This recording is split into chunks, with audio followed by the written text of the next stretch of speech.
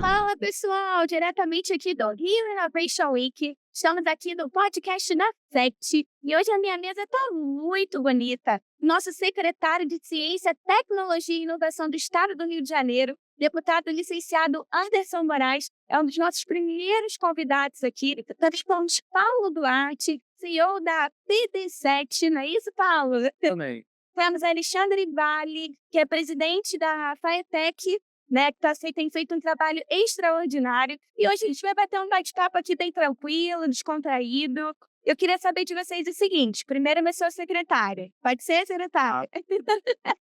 Secretário, o Rio Innovation Week é hoje um dos maiores eventos de inovação da América Latina. E o senhor está à frente dessa pasta que impulsiona a ciência e a tecnologia no Estado. Qual é a importância estratégica desse evento para o Rio de Janeiro e como ele dialoga com os projetos da Secretaria hoje?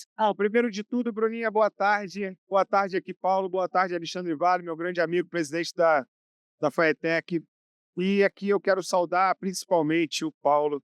Paulo, uma honra ter você aqui conosco, uma honra. É muito importante aquilo que eu falei para você quando a gente estava fora do ar aqui. As pessoas precisam conhecer a sua história, sabe, meu irmão? Porque eu tenho absoluta certeza que principalmente os nossos alunos, que vêm cada dia mais enriquecendo o seu currículo dentro da nossa secretaria, que é Ciência, Tecnologia e Inovação, tendo como seu principal fundamento de enriquecer a mão de obra dentro do Estado, as pessoas precisam saber da tua história. Não só a sua, mas como diversos outros alunos que passaram pela nossa instituição e que viraram, de certa forma, um case de sucesso. E aqui é uma honra muito grande estar recebendo você aqui conosco, e também dizer para você que você é um exemplo não só para os nossos alunos, mas para nós gestores também, que vivendo e vendo a sua história, a gente vê que é possível, de fato, a gente transformar a vida das pessoas. Claro que isso é muito necessário a determinação de cada um. Você é o principal ator, né, que fez a transformação na sua vida. Mas a gente sabe também que a Faetec teve ali um papel muito importante e, assim, te receber aqui hoje é muito gratificante para a gente. Espero que, a partir de hoje, que a gente não se perca de vista nunca mais, meu irmão. Pode ter certeza que a Secretaria de Ciência, Tecnologia e Inovação do Estado está aberta aí para todas as ideias. Com E, certeza. Bruninha, aqui falando sobre a Rio Innovation Week, né? É o maior evento de inovação da América Latina, tendo em vista as pessoas que estão à frente desse projeto. Estamos na quinta edição hoje. Tem ali o Fábio, tem a Bruna, né? Costumo brincar muito. A Bruna foi minha colega de escola, né? Estudou comigo. E muitas das vezes a gente até brincava, falava, caramba, para quem achava que as pessoas não iam dar para nada, né? Hoje vocês são as pessoas que estão fazendo aqui o maior evento de tecnologia e inovação da América Latina. A gente fica muito surpreso, é muito gratificante. Eu tenho absoluta certeza que a Secretaria de Ciência e Tecnologia tem um papel fundamental nisso. Não só no sentido de que nós patrocinamos, né, de que o governo do Estado, que o governador Cláudio Castro autorizou que a gente fizesse o patrocínio aqui, como vale lembrar que é um dos únicos governadores da história do Rio de Janeiro que nunca contingenciou sequer R$ 1 da educação, entende que educação, na verdade, não é despesa, é investimento. E a secretaria está de olho aqui, de portas abertas, né, com os novos talentos que vão, assim, aparecerem aqui na feira. Está, de fato, com as portas abertas, no sentido de que nós precisamos, né, casar todos os ambientes, né, de negócios aqui, a gente colocar próximo, né, as pessoas que têm as invenções, que fazem as inovações, com aquelas pessoas que porventura tenham a possibilidade ali na frente de adquirir esses produtos. Então, um ambiente muito saudável que cabe à nossa Secretaria de Ciência e Tecnologia juntar todas essas pontas para que possamos aí desenvolver o Estado economicamente, através da empregabilidade e diversas outras coisas. Sim, vai deixar um legado, né, secretário? Sem dúvida. O Rio Innovation Week é um evento extraordinário. A gente encontrou com várias pessoas aqui importantíssimas, como o Paulo, por exemplo, estudou na FATEC, hoje é um dos principais empresários do nosso país. É uma honra ter você aqui. É Obrigado. uma honra ter o Vale, que também é um empresário muito bem-sucedido. Isso é importante ser dito também, secretário. E depois que as luzes do Rio Innovation apagam, secretário, o que fica para a secretaria? O que a gente leva daqui? Na verdade, antes das luzes se acenderem, a secretaria fazia É parte, verdade. e agora que estão acesas, a gente vai fazer parte, e a hora que apagar, vamos continuar. Nós temos diversos editais FAPERJ aí, no que se fala, a nível de tecnologia e inovação, dando oportunidade para a molecada. A gente lançou agora, Paulo, aqui o edital que é do Hub RJ de Inovações. São 250 projetos voltados para tirarmos um gargalo do poder público municipal, estadual, da iniciativa privada, a qual eu já aproveito a oportunidade de você conhecer a fundo cada um projeto desse. O nosso papel aqui é a gente dar visibilidade para que essas ideias tenham possibilidade de não só nascerem ali e virar um grande unicórnio aí, para que as pessoas, para que no futuro a população tenha a oportunidade de usar esses produtos de forma que possa facilitar a sua vida. Então, hoje o maior programa incentivador das startups da história do nosso Rio de Janeiro está nascendo agora aqui no estado do Rio. Um incentivo grandioso, são 12 milhões de reais nessa primeira parte aí que a gente vai investir diretamente nas pessoas que tiveram essas brilhantes ideias aqui no estado do Rio de Janeiro. Portanto, é importante aí a secretaria, antes de acender as luzes, com as luzes acesas, durante e depois, sem dúvida. A gente trabalha aqui na caça de talentos, essa é a verdade. Isso é verdade. Agora eu queria me direcionar uma pergunta ao Alexandre Vale. Presidente, como a presença da FATEC aqui no Rio Innovation conecta os alunos e professores com as novas demandas do mercado? O senhor poderia falar para a gente? Primeiro, boa tarde, Bruna, secretário Anderson, Paulo. Dizendo alegria, isso aqui a presença do Paulo aqui, esse encontro já é uma conexão, Verdade. né? A gente sentado atrás da mesa lá na FATEC não sabia o sucesso que o Paulo representa e que leva o nome da nossa instituição para o estado como um todo.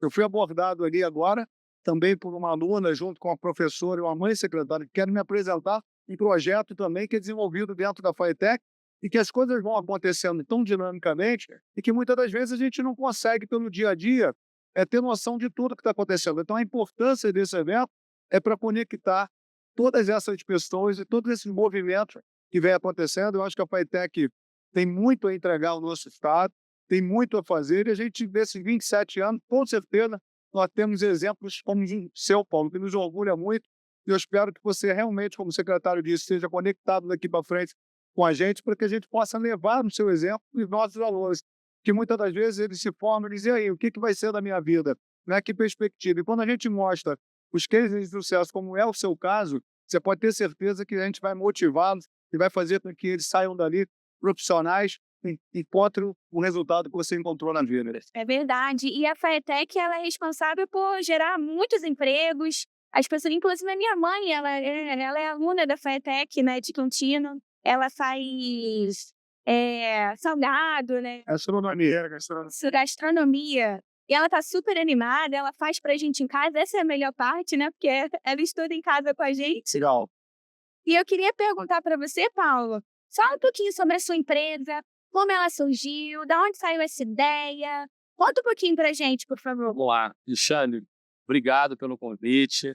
Eu acho que tanto o Alexandre quanto o Anderson aqui, como entidade pública representando a FATEC, né, a secretaria, é um processo de transformação para a gente importante. Por muito tempo a gente teve um rótulo que o agente público traz alguma coisa atrasada ou uma má gestão, e desde que eu tive contato com a Fundação de Apoio à Escola Técnica, a minha vida mudou. A minha história começou no Senai, um pouquinho antes da FATEC. Eu tinha um vizinho que era a única pessoa da rua que eu morava que tinha carro. E certa vez eu parei e perguntei para ele, o nome dele também era Paulo, eu falei, Paulo, o que eu preciso fazer para ser como você? Ele era mecânico de manutenção da Dresser Wine. Aí ele falou, olha, faz Senai, faz escola técnica, que esse é o caminho. Aí eu fui para o Senai com 16 anos, e depois passei para o curso, eu queria fazer enfermagem, minha mãe era enfermeira, fiquei em segundo lugar em eletromecânica como opção, fui lá para a Escola de Santa Cruz, e ali começou a minha trajetória na FATEC. Ali eu fiz natação, eu fiz jiu-jitsu, lembro até hoje do sabor do fígado do bandejão, e é uma delícia. E foram 3 anos intensos, chegando ali às 7 da manhã, às 7h40 que começava, até às 17 horas. E tem uma curiosidade muito bacana, até que e o apelido na escola técnica era calça, porque eu só tinha uma calça jeans. E eu não tinha recurso. Minha mãe assalariada, meu pai vigilante, e eu não tinha recurso para poder ter uma roupa ali, usava o mesmo tênis, usava a mesma calça. Os colegas faziam vaquinha para poder comprar, mas eu tirava boas notas, estudava e ficava amigo dos professores, para poder ficar após o horário aprendendo com eles. E certa vez eu voltei da escola a pé até a minha casa e fui passando pelas oficinas mecânicas e eletrônicas que tinha na Avenida Cesário de Mello, que era a avenida que ligava com a gente, né? Claro. E colocando o meu horário disponível à disposição para trabalhar gratuitamente, para continuar praticando aquilo que eu aprendia na escola. E foi esse comportamento empreendedor que começou a nascer. Depois que eu formei a escola, eu fui para a L'Oréal, da L'Oréal eu fui para a Petrobras. Na Petrobras tinha uma vacância muito grande de automação, ali eu já dominava bastante sobre automação, tudo aquilo que eu aprendi na escola técnica, e foi um aprendizado bem profundo. Eu consegui ter a oportunidade de abrir empresa quando uma empresa que eu trabalhava quebrou. E aí tinha projetos para entregar, essa empresa veio a falhar no mercado, abriu uma oportunidade para a gente, e aí nasceu o PD, que era eu e os 7, que eram os 7 membros da minha equipe. E ali começou uma história que hoje fatura mais de 300 milhões de reais, tem mais de 5 mil funcionários. Quantos funcionários, só para a turma que está assistindo? 5 mil funcionários. 5 mil funcionários. É muita coisa. E tem mais funcionários de inteligência artificial do que humano, que isso é que é legal também. A gente consegue conectar pessoas simples a agentes de inteligência artificiais complicados, né, para operação em data center, em ambientes de missão crítica, Itaú, Petrobras, Boeing, Nubank, são clientes nossos. Assim, realmente é um expoente de tecnologia, ao mesmo tempo tem a mão de obra, né? Então, e eu adoro também o caso de olhar para essa mão de obra hoje, de uma SG, de uma pessoa de recepção, uma secretária que está estudando tecnologia com a gente, está se especializando e tem ali um aumento de salário, um crescimento, um outro rumo na vida, porque dentro da nossa organização está crescendo de uma forma diferente. Sim. E eu vi que a sua empresa, ela está em 4 países, né? E quais são esses países? Você pode falar pra gente? Sim, China, Portugal, Estados Unidos e aqui, obviamente, no Brasil. Nossa, que inspiração. E eu vi que você trabalha com Nubank, Petrobras, muitas empresas enormes. Sim. E tem muito jovem que às vezes fica desanimado, achando que o simples curso da FATEC não vai levar a lugar nenhum. Está aqui o seu exemplo mostrando que não é simples. É um curso extraordinário. Se a pessoa se dedicar, se a pessoa estudar, se a pessoa se empenhar, ela chega. Eu lembro até hoje, assim, de vários conselhos que os professores davam. E o pertencimento que a escola dá também em relação ao preenchimento da grade, né? Eu entrava de manhã, saía à noite, a escola me alimentava o tempo inteiro. Me dava a opção de vários cursos complementares também e a conexão dos professores que eram de indústrias a gente evoluir para estágios dentro dessas indústrias. E uma coisa que eu desde já me coloco à disposição, na nossa empresa, a cada 3 meses a gente fecha o nosso balancete e doa 1% do nosso faturamento mensal acumulado nos 3 meses e investe em instituições e organizações, né? Eu acho que toda escola tinha que ter um patrocínio de uma entidade privada. Então, se hoje tem uma internet ruim na escola, uma empresa quer, com certeza, colocar e captar aquele aluno bom, doar computadores, painéis de LED para ensino, retroprojetores que talvez já não se usam mais, mas que estão bons e que está substituindo por LED. Sim. Tem um monte de coisa que a gente pode fazer. Muitas empresas estão conectadas com a gente e fica aqui ao vivo o compromisso de a gente apoiar. Queria ganhar um desafio para a gente visitar, talvez adotar uma escola que esteja com problema de ar-condicionado, com problema de filtração, e a gente criar um plano diretor para poder usar aquele ponto, aquela unidade. Tem que aprender todos os mecanismos ali de doação, de contribuição, mas que a gente possa devolver essa diferença que a instituição fez na minha vida e que faz na vida de 5 mil pessoas, porque afinal começou tudo ali.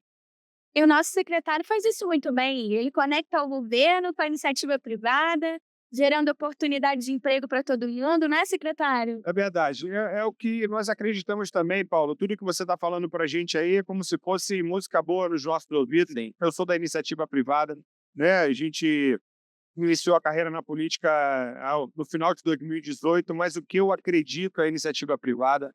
Eu trabalho na política para a gente desburocratizar cada vez mais, para que o empreendedor ele tenha mais chance de sucesso dentro do nosso estado.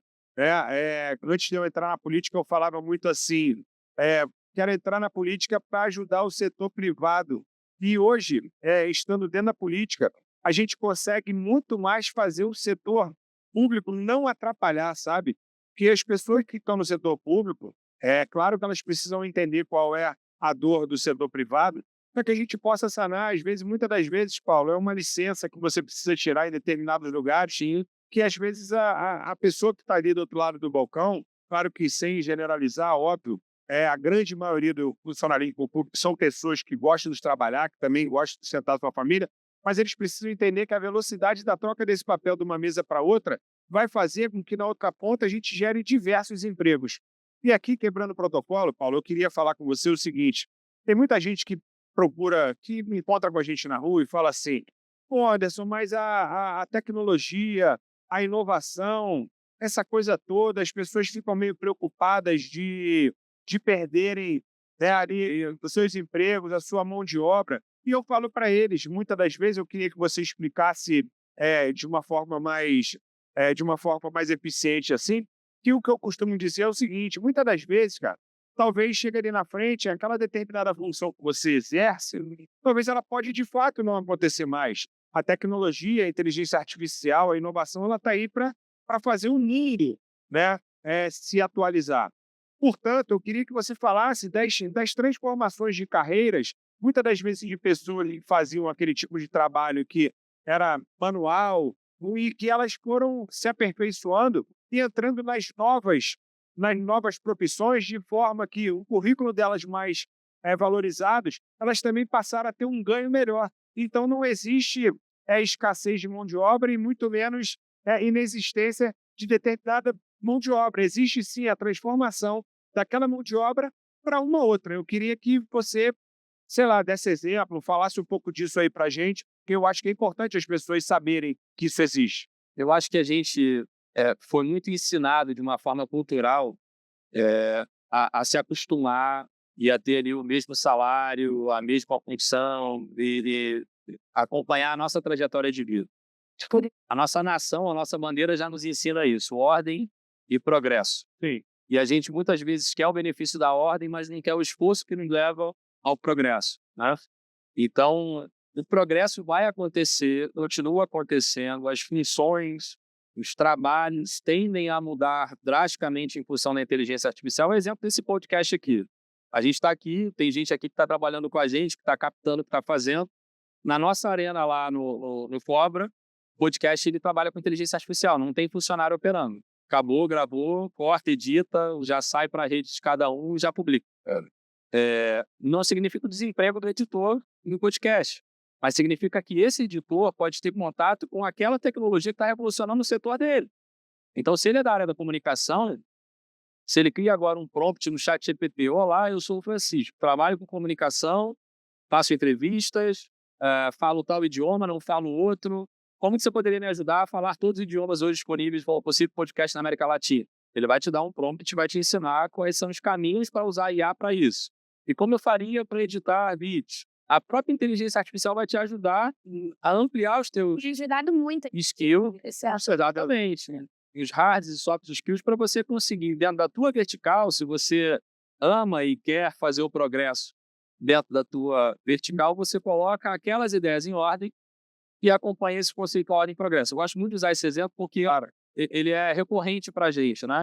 O que acontece é que muitas vezes as nossas ideias não estão em ordem. A gente não sabe o que está acontecendo na nossa função, a gente não sabe o que está acontecendo ao nosso redor e a gente é surpreendido, mesmo tendo já há algum tempo indicadores que levam a entender que a nossa atividade vai mudar. Então, advogados está em mudança, a própria área de ensino. Hoje eu pego um conteúdo de elétrica, por exemplo, que eu estudei, que eu tinha um professor que às vezes faltava porque tinha uma vivência na indústria, e eu não aprendia um cálculo elétrico, um fundamento elétrico. Eu tenho hoje um agente virtual que pode ser criado para poder substituir o professor. Eu tenho, ou talvez complementar o trabalho do professor, entregar as atividades 1, 2 e 3 e o professor fazer 4, 5, 6. Porque também cada aluno vai ter ali a sua dificuldade de absorção da matéria. Ou seja, trabalhar junto. Mas eu preciso pôr a casa em ordem, eu preciso pôr a instituição e a pessoa em ordem. Então, você que está ouvindo a gente aqui, a pergunta seria, o que não está em ordem na tua caminhada profissional para a gente conseguir Perfeito. dar uma organizada para entender o que vai te impactar nos próximos 2 anos? E uma coisa, secretário, que está muito assim forte, é que aquela linha do tempo tão distante já não é mais. Hoje os impactos são de 24 meses.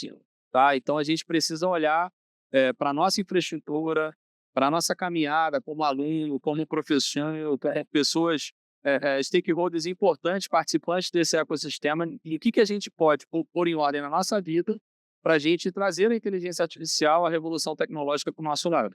Sensacional.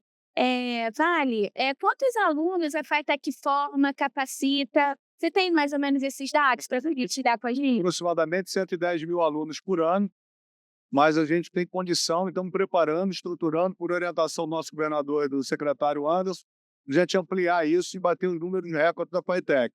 Eu acho que o final de 26, o 26.1, né, que a gente chama, vai ser de grande sucesso aí, que a gente vem preparando algumas coisas em teste agora nesse segundo semestre. Eu acho que a gente vai dar um grande salto na educação profissional do nosso estado. Eu gostaria de agradecer a oportunidade de estar aqui com vocês, pelo tempo de vocês também aqui no nosso podcast. Eu queria fazer um último pedido. Se cada um de vocês pudesse dar uma palavra de incentivo para quem nos ouve agora, sabe? Para que estude, para que corra atrás, sabe? Que a gente tem grandes oportunidades disponíveis, gratuitas no mercado. Eu mesma, antes de trabalhar na SEC, não fazia ideia de tanta coisa que a secretaria tem disponível. E depois que eu entrei aqui, eu falei assim, uau! E, sabe, eu quero informar essas pessoas cada vez. Você vê que é ferramenta de transformação, né? Exatamente, transforma mesmo. Então, eu queria começar em Paulo, aí vai para o Vale e finalizar com o secretário, por favor. Perfeito. Aluno, espectador que está com a gente aqui, eu acho que é acreditar que você pode. Eu só tinha uma calça por 3 anos. Eu não comia fígado e passei a comer em função do bandejão da escola, e hoje é um dos meus pratos preferidos. Eu tinha que me abaixar na Cidade de Melo contra tiroteio das facções e milícias, mas foi possível concluir. Eu acho que o primeiro passo é não desistir, porque foi uma jornada longa, de 3 anos. A gente não desistiu. Sugiro que você não desista e que você pegue uma folha em branco e trace quais são os seus objetivos e aonde você quer chegar. Eu cheguei um pouco além daquilo que eu tracei, mas todo ano a gente está recalculando a rota para chegar ainda mais longe. E essa não desistência, essa insistência, persistência, o que eu aprendi muito na escola, que era a própria resiliência, aprendendo isso dentro dos fundamentos mecânicos ali que a gente aprendia com materiais, faz com que a gente não desista e que a gente persista para poder romper os nossos objetivos. Eu hoje não falo mandarim, uso inteligência artificial para poder fazer reunião na China. Não está sendo um desafio, o fuso horário de 12 horas, para poder ter funcionário na China. A gente tem funcionário, secretário, na China. Bacana. Então tem que entender a lei trabalhista de lá, a relação de lá, vale, como é que é. E cada hora é um novo desafio. Então, assim, hoje o desafio que tinha imposto talvez é menor ou maior do que foi imposto, mas a gente pode vencer junto. Então, a secretaria está aqui, a FiTech está aqui, a plataforma que muitas vezes a gente criticou está aqui disponível para poder ser melhorada, para poder, junto com a tua crítica, a tua opinião, crescer e desenvolver para que a gente possa fazer uma revolução. Se muitos conseguirem trilhar esse caminho, a gente pode, junto, melhorar o nosso Rio de Janeiro, diminuir a criminalidade, aumentar o emprego e as oportunidades para que a gente possa ser uma capital realmente da inteligência artificial e da inovação. Bacana. Parabéns. Bom, nós, enquanto gestores, estamos empenhados em entregar o melhor para vocês. A nossa satisfação e realização é ver o resultado. Não é só formar, é colocar no mercado de trabalho, tendo a oportunidade.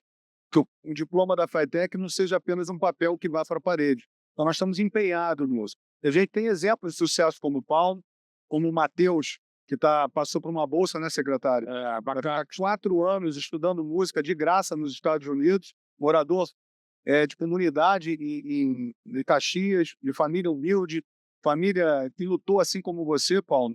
E a gente vê que através da FiTech, através do ensino, a gente consegue gerar essa oportunidade. Então, o nosso papel enquanto gestores é entregar cada vez mais, e nós podem contar com a gente, que nós vamos fazer, nós vamos entregar orientação aqui do nosso secretário e do nosso governador Cláudio Castro.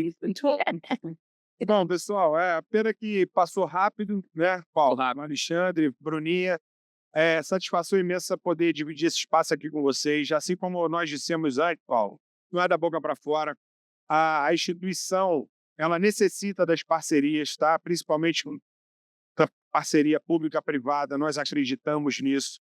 E, mais uma vez, eu quero te convidar para a gente poder ficar próximo e dizer que a nossa secretaria ela vem trilhando um caminho muito bacana desde do final da pandemia, quando o número de alunos nossos, de fato, foi lá embaixo, até porque não se estudava em lugar nenhum, não só do Estado, mas do mundo inteiro. Mas é uma satisfação muito grande a gente ver que cada ano que passa a gente vem subindo um degrau. E hoje, através da nossa secretaria, Paulo, a gente cuida de crianças de 5 anos de idade até crianças de 89 anos de idade que participam dos nossos projetos, muitas vezes forjam de formação profissional. Eu acho que nunca é tarde para nada. E lembrando aqui o que eu costumo falar muito para os alunos, que gostam de falar, que muitas das vezes o segredo do grande sucesso não está no muito que se ganha, mas também na organização do pouco que se gasta. Porque não tem jeito, nós vamos conhecer diversas pessoas que ganham fortunas, mas que muitas das vezes também se deixam levar através dos gastos gigantescos. Portanto, nós vamos implementar matemática financeira dentro das nossas escolas, que é muito importante. Nós vamos abrir aqui agora uma ideia muito bacana do nosso presidente Alexandre Vale, o nosso banco de talentos. Nós queremos disponibilizar para os empregadores do nosso estado todos os currículos formados dentro da FATEC. A gente vai querer que a gente quer que o empresário ele tenha um login, uma senha, onde amanhã ele procura, eu preciso da mão de obra tal. Pô, vou entrar aqui no meu login na senha da FATEC, do Banco de Talentos, vou ver se eu tenho essa mão de obra. Essa mão de obra vai estar disponibilizada para ele através de um geolocalizador, de forma que ele vai poder clicar naquele nome ali e entender qual é o custo para deslocamento de passagem ou de Uber daquele funcionário diariamente. Então, é para esse caminho que nós estamos indo, onde a inovação, a tecnologia vem nos norteando e sem dúvida nenhuma, é o único caminho do sucesso que nós temos para trilhar, seguindo aí a evolução da humanidade. E é nesse sentido que a gente vai caminhar. Nós vamos abrir aí um grande número de matrículas através dos nossos cursos EAD. Como o Alexandre Vale falou aqui, a gente fez um desenho pequenininho para entender nesses 6 meses como é que se comporta tudo. A partir de janeiro do ano que vem, se Deus quiser, ele vai nos permitir. Nós vamos bater a marca do maior número de matrículas na história da Secretaria de Ciência, Tecnologia e Inovação através da FATEC, e é para esse caminho que a gente está indo, que é valorizar a mão de obra das pessoas para que elas possam buscar o mercado de trabalho de forma muito mais reconhecida e, claro, o reconhecimento do trabalhador é a dignidade de poder levar o pão de cada dia de forma mais digna possível para a sua família. É nesse sentido aí que a gente vai. Satisfação imensa, Bruninha, poder estar aqui contigo. Uma grande honra. Que aproveitem bastante a Rio Innovation Week, a sua 5ª edição, que eu tenho, sem sombra de dúvidas, hoje, por ser a maior feira de inovação da América Latina, as grandes oportunidades estão dentro do estado do Rio de Janeiro. Tá bom, pessoal? Muito obrigado aí pela oportunidade. Estamos juntos. Obrigado. Abraço a todos. Fica aí que ainda vem muita coisa boa. Beijo.